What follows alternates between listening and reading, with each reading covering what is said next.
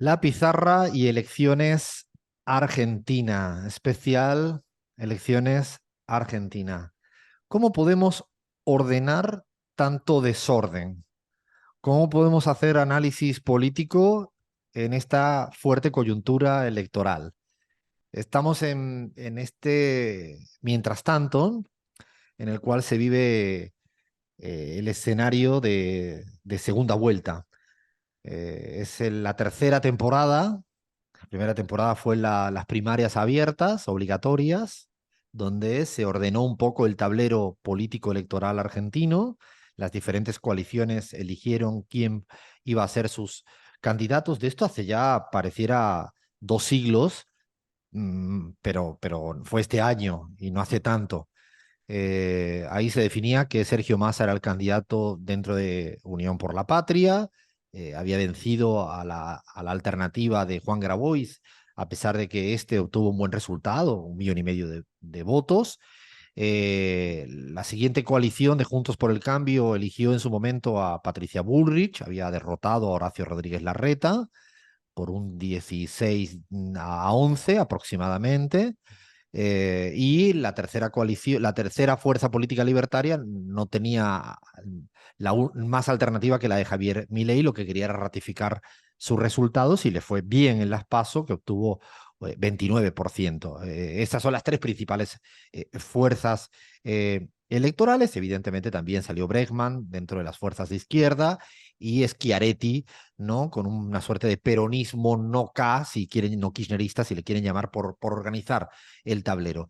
La primera vuelta se produjo el domingo pasado y ahora tenemos a la vista la segunda vuelta ya con un balotaje definitivo entre el candidato de Unión por la Patria, Sergio Massa, y el candidato de La Libertad Avanza, Javier Milei.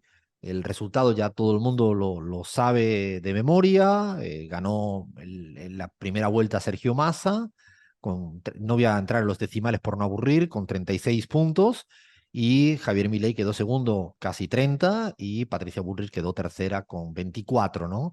Eh, ya se define el balotaje. Saben que en la Argentina para ganar en primera vuelta se requiere más de 45% o más de 40 con una diferencia de 10. Además, había una cita importante electoral, que era la gobernación de la provincia de Buenos Aires, que por su tamaño poblacional, su peso económico y su peso simbólico, no es un enclave cualquiera. Tiene un 37-38% de peso electoral, tiene un gran peso económico en el país y además tiene un peso simbólico, histórico en la Argentina. Ahí no había segunda vuelta, se definía todo a una única vuelta. Y el ganador fue Axel Kicillof, con una victoria, yo diría que aplastante, con más de 20 puntos respecto al segundo y el tercero. La segunda y tercera pues quedaron casi parejo las fuerzas de Bullrich, de Juntos por el Cambio y de los Libertarios, y Axel Kicillof obtuvo más 45 puntos por seguir redondeando en cifras. Ya es el próximo gobernador de la provincia de Buenos Aires. Próxima cita, 19 de noviembre, segunda vuelta, y ahí se gana por un voto. Ahí es el que gane, ganó y se gana por un voto. Esto se puede, esta semana además, los resultados electorales siempre dejan una gran huella y secuela política. Igual que los resultados electorales se explican por un contexto político. Y queremos un poco, de alguna manera, desmenuzar, ayudar a entender lo que ha ocurrido y sobre todo poniéndole foco en lo que pueda ocurrir. Hacia adelante, alimentándolo con algunos insumos y datos. Yo tengo aquí un listado de elementos, espero que me vaya ayudando todo el equipo, pero es relevante cada uno de los ítems analíticos que se vienen dando y que son, yo diría, claves para entender lo que pasa en la Argentina, electoral y políticamente, pero también creo que de aprendizaje para lo que ocurre a nivel regional. El primer punto, que quizás para mí es un mandamiento, y lo tengo aquí anotado como tal cual, es no darse por derrotado anticipadamente. O sea, este para mí es como un mandamiento. Uno se quiere meter en política, o quiere cambiar el mundo, o quiere cambiar el barrio, o quiere, no sé, transformar una escuelita, o quiere incluso jugar un partido de fútbol. Y lo importante es no darse por derrotado anticipadamente. Es una lección siempre clave. O sea, si después del golpe de Estado en Bolivia, el movimiento al socialismo se hubiera dado por derrotado, para siempre, seguramente no hubiera regresado a la democracia por la puerta grande con un caudal de votos altísimo. Y bien lo sabe Gaby Montaño, que lo vivió en primera persona.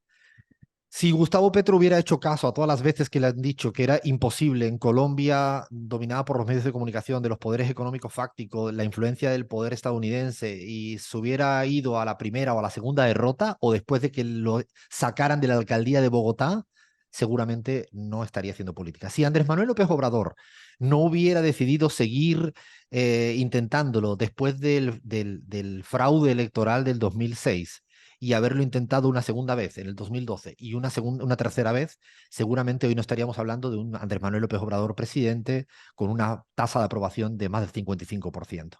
Si Lula no Y se hubiera Lula agrega, presentado, estaba pensando justamente en Lula, si Lula no justo, se hubiera presentado una cuarta vez, inclusive después de ir a la cárcel, volver a decir me voy a presentar, seguramente no estaríamos hablando de hoy en día una...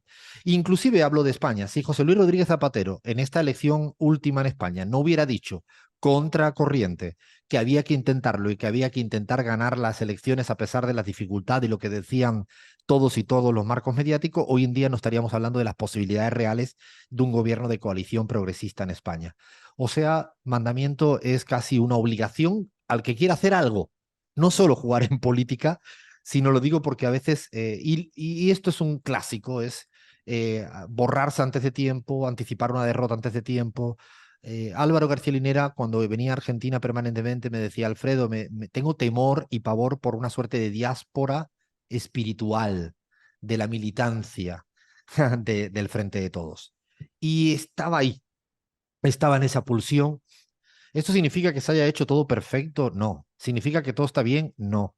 Pero no significa que no se pueda seguir remando y remando, entendiendo dónde están los errores, mejorando, buscando corregir, resolver con humildad. Yo creo que es una lección que a mí me deja esta lección, pero que no se olvide tan rápido, que no se olvide de una manera tan veloz.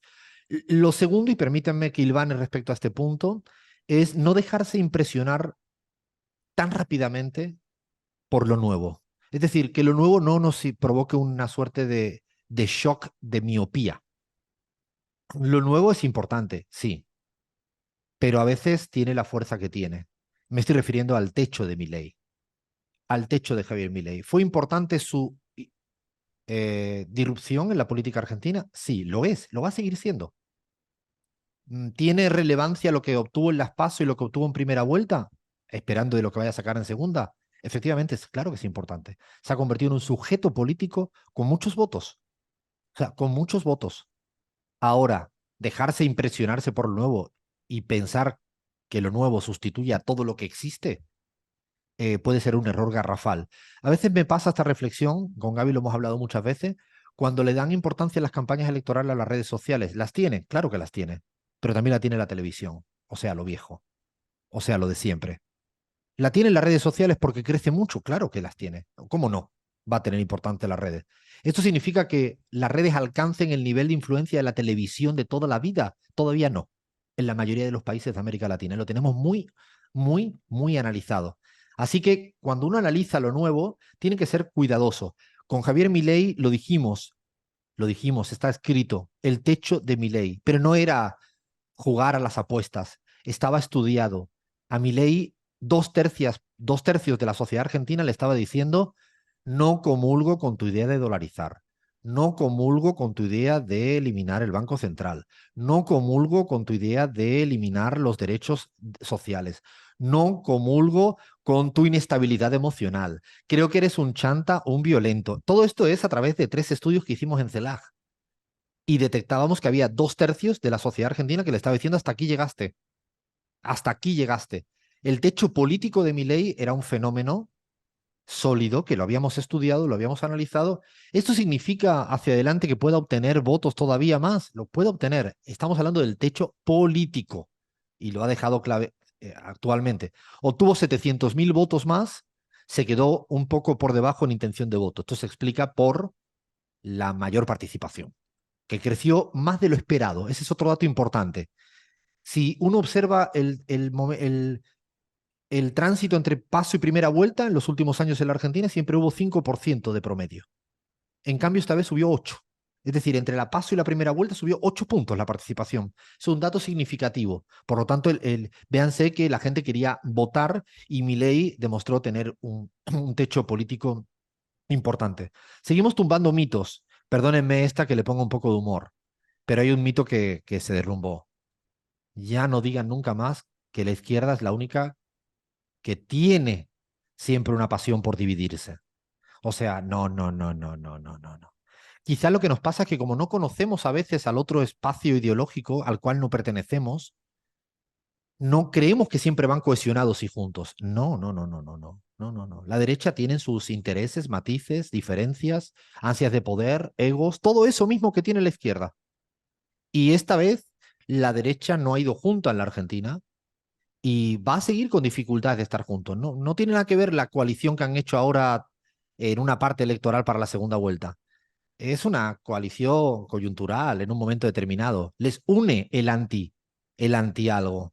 Pero tiene muchas diferencias. Por favor, nunca más repitamos que la derecha, que la izquierda es la única que no, eh, la única que sabe dividirse. Claro que la izquierda sabe dividirse, efectivamente, y lo hemos criticado, cuestionado, analizado acá, pero no es la única, por favor. En la derecha, en la Argentina y en muchos otros lugares. De hecho, la derecha en Bolivia, en las elecciones presidenciales, fue dividida, con una versión Santa Cruz y una versión diferente. Y eso es un resultado electoral. De hecho, fue fragmentada en el Ecuador en primera vuelta. Nos sorprendía la cantidad de candidatos que había de la derecha en el Ecuador, desde Jan Topic, en Villavicencio, luego sustituido por Zurita, Otto, es decir, había muchos candidatos al respecto.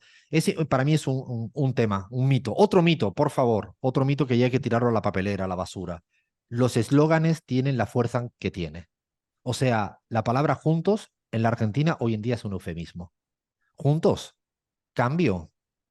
Cuidado que no crean que por decir más un eslogan, ese eslogan al final acaba teniendo sustancia.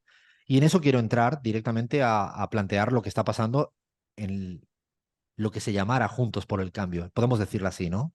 Porque ni están juntos, ni hoy en día la sociedad argentina le ha planteado que sea la que tenga que cambiar nada. Es interesante para mí para repensar los frentes. Yo creo que los frentes tienen pros y contras. Y los frentes tienen pros y contras en el sentido de que pueden ser alianzas tácticas electorales, pero luego tienen mucha dificultad en la derrota o incluso en la victoria para gobernar. Cuando hay tantas heterogeneidades al interior de un frente, es para repensar cuán sostenible es en el tiempo. Lo quiero plantear porque a veces abusamos del instrumento frente, frente amplio, instrumentos que aglutinan muchas heterogeneidades, amalgaman diferencias. Lo de juntos, estaban partes del radicalismo, coalición cívica, diferencias al interior del PRO, estaban todos juntos. Pero cuando viene una derrota, y cuidado, que yo no lo he escuchado tanto, es la segunda derrota consecutiva de Juntos por el Cambio, no la primera, la segunda. Y hace mella una segunda derrota electoral consecutiva. Yo creo que es interesante plantear lo que viene ocurriendo al interior de este frente y repensarlo también en positivo. Cuando ganas, el Frente de Todos en el 19, lo difícil que fue luego gobernar con una suerte de sostenibilidad del frente. Las heterogeneidades no se resuelven solo con un frente táctico electoral. Es importante, sí, para ganar una elección. Si es derrotado, pasa lo que pasa. Yo diría que esta doble derrota nos hace pensar. Un dato importantísimo. El otro día lo descubrí, no lo entendía, mejor dicho, me parecía que era muy ilustrativo. Juntos por el Cambio ha obtenido en esta primera vuelta un dato parecidísimo, por no decir casi idéntico, a lo que obtuvo Juntos por el Cambio en las PASO, en las primarias abiertas obligatorias en el 2015, 24-23. O sea, volvió a su piso más bajo del todos. Es decir, lo digo también para no precipitar a veces análisis. ¿Se acuerdan cuando decían que María Eugenia Vidal era la próxima presidenta de la Argentina y la hegemonía del macrismo? 4 años gobernaron con muchas dificultades y llevan 2 derrotas consecutivas. No exageremos, no exageremos a veces los resultados positivos de la derecha cuando gana. Tiene una gran dificultad la derecha para quedarse durante mucho tiempo. Tiene una gran dificultad la derecha para quedarse muchísimo tiempo. Otro elemento más, los cisnes negros no son siempre negros, a veces hay cisnes blancos. Yo creo que estamos en un momento tan televisivo que queremos ver, no, queremos el impacto de un cisne negro. No, la mayoría de los cisnes son blancos, no llaman la atención. ¿Se acuerdan la que le dimos ¿no? Nosotros, que prácticamente ni lo mencionamos. Lo de Insaurralde, claro que condenamos lo de Insaurralde, absolutamente condenado. No debería existir esto nunca más en política. Axel Kicillof fue taxativo, minuto uno. Pero, ay, esto va a tener una repercusión, empezaron los brillantes análisis al respecto, ¿no? Una suerte de gran inflación de análisis coyunturales electorales. ¿Y ahora? ¿Se acuerdan de Chocolate? ¿Y ahora? ¿Se acuerdan de todos estos momentos televisivos de cisnes que son blancos?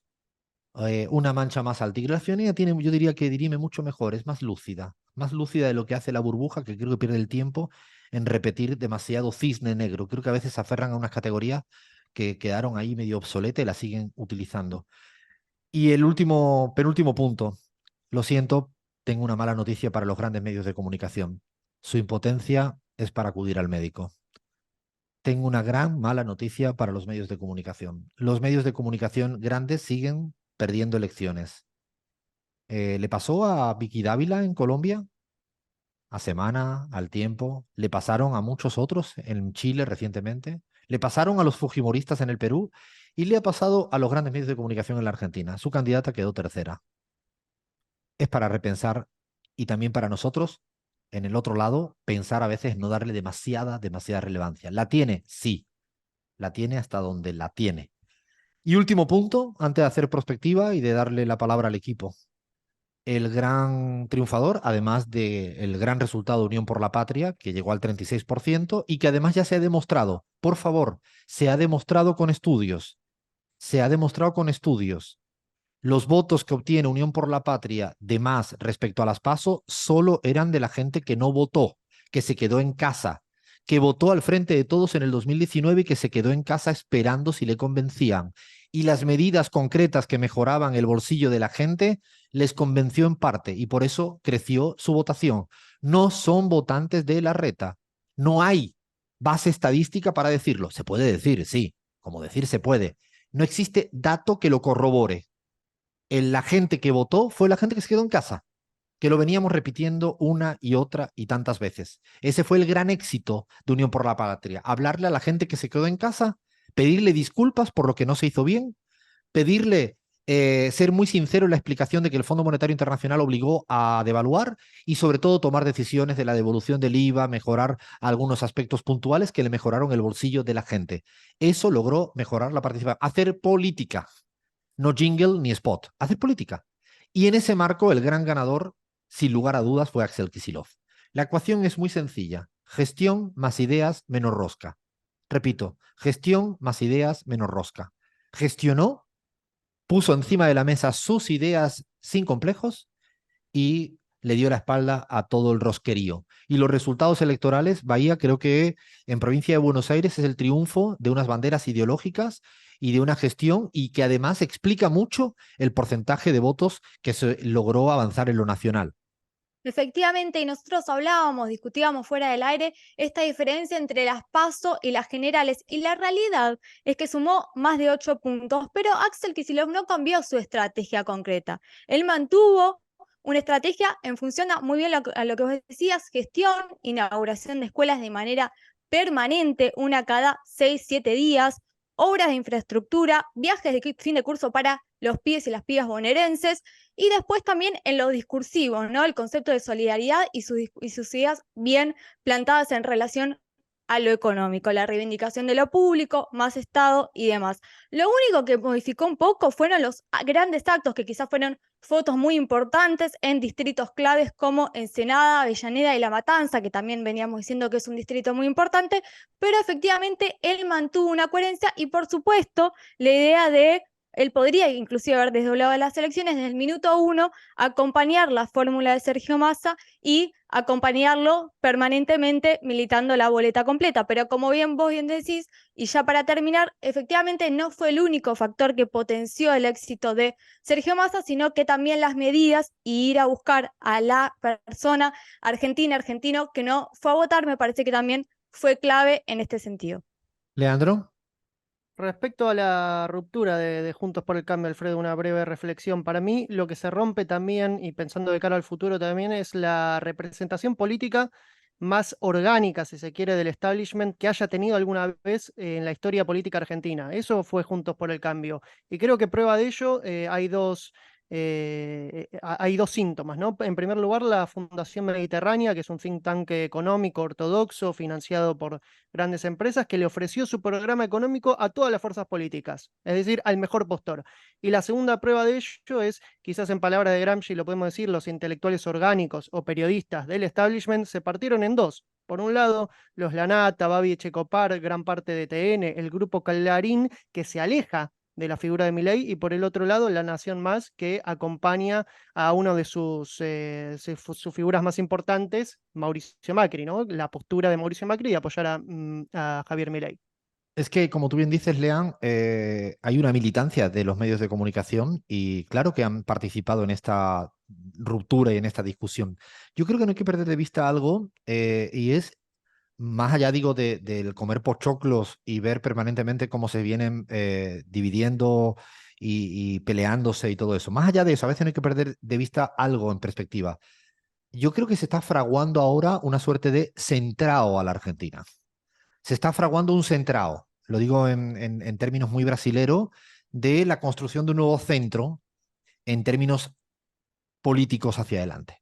Esta ruptura que es de comer pochoclo y uno se puede perder, ay, lo que le ha dicho Juanito a Pepito, Pepito a Juanita, y todo ese show, espectacularización de este momento, yo creo que no hay que perder de vista, insisto, el nuevo centrao que se está fraguando en esta reconfiguración política que se viene dando en la Argentina. Me parece que no es un dato menor.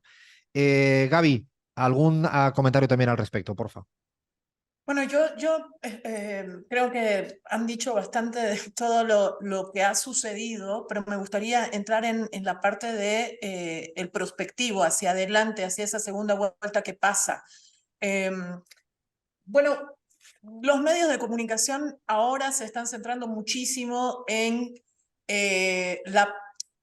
digamos, el discurso de Milei, que fue muy agresivo en algunos casos con candidatos y candidatas como Bullrich, como Larreta, etcétera, etcétera, que no dejando de ser de derecha y no teniendo en muchos casos propuestas brutales en contra del Estado y en contra de los derechos de la gente, el lenguaje que utilizó Milei durante toda la campaña es el centro de atención ahora de los medios de comunicación en Argentina, y a mí me parece que deberíamos mirar otras cosas. Voy a poner un ejemplo. ¿Qué pasa con una candidatura como la de Schiaretti, que obtuvo una votación mucho mayor de la que se esperaba en la primera vuelta? Obtuvo un poco más del 7%, y me parece interesante mirar cómo está distribuida esa votación. Por ejemplo, ¿es solamente una votación de Córdoba o no? Pues resulta que solamente el 29% de la votación de Schiaretti está en Córdoba. El resto de su votación está distribuida en todo el país. Y eso me parece interesante de ver, porque esa gente en segunda vuelta hay que ver qué decisión va a tomar, ¿no? Es Una importante gran... porque fue un 7% aprox de la votación que tiene que ahora ir y se puede dirimir el resultado de segunda vuelta por este caudal y es importante. Es una impronta fuertemente cordobesa, pero sacó más votos, casi 2/3 de su voto lo sacó afuera de Córdoba. Me parece un dato significativo. Eso me parece importante señalar, pero además creo que en este caso también analizar cuál fue, además de las acciones de Massa. Yo ahí tengo una frase que me ayuda a resumir. Yo creo que Massa, en el último mes de campaña sobre todo, tomó decisiones y acciones de gobierno con la mano izquierda y un discurso más de centro, digamos, un poco más tratando de convencer a otro tipo de electorado no peronista, no kirchnerista, etcétera.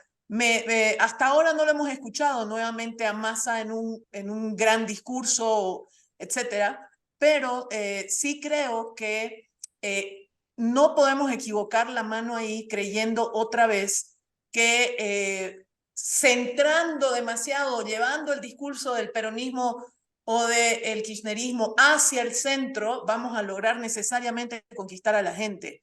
No, Yo ahí pongo una alerta grande, porque yo creo que una de las cosas que más convenció a la gente que no había ido a votar en las PASO y que sí fue a votar en la primera vuelta, fue el peligro de la pérdida de derechos. Fue el que le digan en su cara que 30.000 personas no habían desaparecido en la dictadura. Hubieron muchos otros elementos discursivos que no nos llevan para nada al centro, ¿no? No, de hecho, es muy difícil plantear centralidad o centro moderación. Se puede plantear ¿no? un lenguaje, como tú dices, más suave. Eso cada quien está en el liderazgo de cada uno. Pero enfrente tienes, como tú bien dices, un plebiscito respecto a muchas cosas. Yo creo que hacia adelante quisiera decir una cosa importante en materia de segunda vuelta. Hemos analizado todas las segundas vueltas en América Latina. Y fíjense que no lo hemos publicado todavía, lo vamos a decir aquí. Hemos analizado todas las segundas vueltas en el siglo XXI en América Latina, o sea, en 23 años. Hemos hecho un análisis pormenorizado de todos los países donde hubo segunda vuelta en América Latina. Son muchos datos, más datos de lo que se pueden imaginar. Bueno, había un dato interesante. El 66% de las veces gana en segunda vuelta quien ganó la primera vuelta. Estamos hablando de todo el año, todos los años del siglo XXI. 2/3 partes aproximadamente ganan en segunda vuelta. Es cierto que no es un dato menor el hecho de que exista 1/3 de las veces que el segundo en primera vuelta fue el ganador en segunda vuelta. Valga el juego de palabras y parece un trabalenguas, que no lo es. Es decir, pero fíjense que en la última década esto se ha ido cambiando. En la última década ya solo el 54% de las veces quien ganó en primera gana en segunda. Es decir, que hay una tendencia a que los ganadores de segunda, o sea, los que quedan segundo, tienen chances, posibilidades reales. Esto es una advertencia para no dar el triunfo también por anticipado. Igual que empezábamos el análisis diciendo que no hay que dar las victorias por anticipado, un error garrafal es dar el triunfo por anticipado. Es más, hay multiplicidad de escenarios. Hemos vivido Ecuador recientemente, donde el segundo, tanto en el 21 como en el 23, con muy pocos votos de partida, ganó la segunda vuelta. Lasso y Noboa frente a Arauz y Luisa González. También hay escenarios como el de Gustavo Petro o el del propio Lula, que el primero acabó siendo primero. Es decir, hay trabajos de una y de otra. Hemos querido mirar todo. Siglo XXI, 66%, el que gana primera, gana en segunda. Última década, el porcentaje se pone más parejo. Tanto así que inclusive mirando las diferencias que hay de votación en primera vuelta, a veces se han remontado diferencias altas. Por lo tanto, lo que estamos concluyendo es que todavía hay partido que hoy en día tiene un escenario más proclive porque le faltan menos votos para ganar a Sergio Massa que a Milei, es obvio, por pura aritmética. También hay un contexto y un marco de ganador de Massa que no lo tiene Milei. También hay una fragmentación y una batalla campal al interior de Juntos por el Cambio y de los Libertarios que efectivamente también le hacen, pero partido no terminado y por eso las encuestas que ahora están saliendo no queremos ni siquiera compartirlas todavía porque creemos que va a pasar bastante agua bajo el puente de aquí hasta el final. Alfredo, Capítulo, solamente sí, en esta cuestión aritmética, pongo un ejemplo más. Milei ahorita está apelando mucho a que la sumatoria de todos los votos que no eran de Unidos por la Patria ya dan más del 50%. Pues bueno, en Chile sucedió lo mismo. Si hubiéramos hecho aritmética simple, en Chile Boric nunca hubiera sido presidente. Por lo tanto, hay que seguir entrando en otros detalles porque la política no es aritmética pura. un gran ejemplo el de Chile para tirar a la papelera también los que hacen sumas y restas. Para eso no se dedica nadie a la política, ¿no? Hasta mi sobrina, no, sobrina Zoe no voy a decir que se va a enojar conmigo. Paramos, que nos queda un ratito más de la pizarra.